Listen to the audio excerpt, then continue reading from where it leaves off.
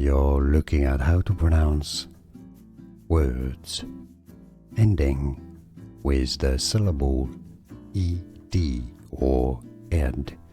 Stay tuned until the end of this video for a lot of examples. They can be pronounced as kt or ed or d, as in looked, that's a T sound, or trained, for example, trained, trained, a D sound, or worked, worked, a T sound, or watched, watched, or cooked, or invoiced, robbed, robbed, failed. So there are quite a few different pronunciations.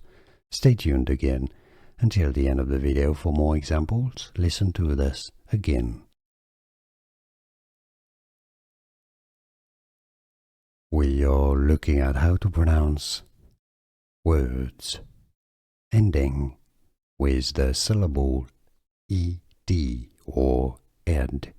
Stay tuned until the end of this video for a lot of examples. They can be pronounced as kt or ed or d, as in looked, that's a T sound, or trained, for example, trained, trained, a D sound, or worked, worked, a T sound, or watched, watched, or cooked, or invoiced, robbed, robbed, failed. So there are quite a few different pronunciations.